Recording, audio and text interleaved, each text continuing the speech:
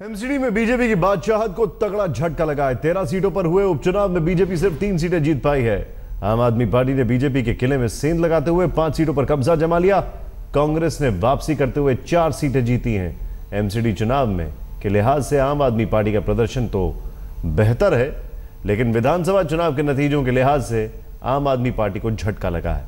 विधानसभा चुनाव के आधार पर आम आदमी पार्टी को 12 सीटों पर बढ़त थी। यह आम आदमी पार्टी को 5 सीटें मिली हैं इस बार, कांग्रेस को 4, बीजेपी को 3। अब आप बीजेपी को 3 इस लिहाज से समझें कि बीजेपी को पिछले बार इन्हीं सीटों में से जो 13 हैं उनमें से 7 सीटें मिली थी।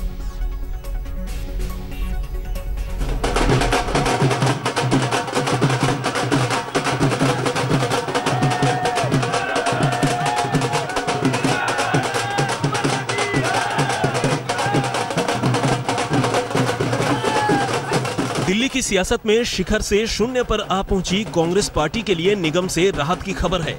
13 सीटों पर हुए उपचुनाव में पार्टी ने 4 सीटें अपने नाम कर ली हैं। यूं तो ये चुनाव बहुत छोटे स्तर पर लड़े गए, लेकिन इशारे बड़े मिलने लगे हैं। कांग्रेस इसे दिल्ली में अपनी वापसी की खबर मान रही है। कांग्रेस पार्टी ने झिलमिल, मुनीरका, खिचड़ीपुर और कमरुद्दीन नगर से जीत हासिल की है।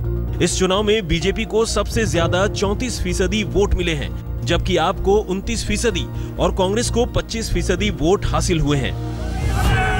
इनमें से दिल्ली के विधानसभा चुनाव नतीजों के मुताबिक 13 में से 12 सीटों पर आपका कब्जा था और दिल्ली के निगम चुनाव से पहले भी अरविंद केजरीवाल ने दावा किया था कि वो सभी सीटें जीतेंगे।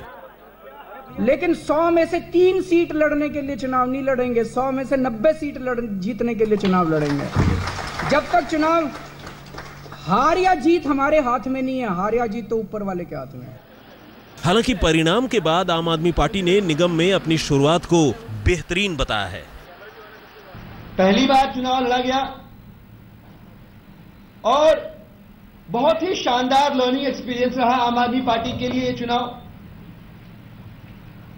हमने देखा, सीखा कि किस प्रकार निगम के चुनाव में मुद्दे अलग होते हैं, स्थानीय होते हैं।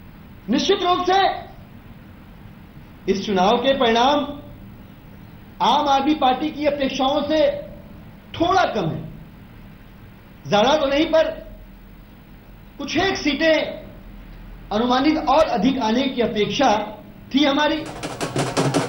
दिल्ली नगर निगम के 272 वार्डों में से 13 वार्डों पर हुए उपचुनाव कोई बड़े उलटफेर का संकेत तो नहीं देते, लेकिन एक तरफा प्रभुत्व उखड़ जाने का इशारा जरूर करते हैं। दिल्ली के तीनों निगमों पर बीजेपी का राज है। खतरे की घंटी वहां भी बज रही है। रजत सिंह के साथ कुमार कुणाल, दिल्ली आज तक।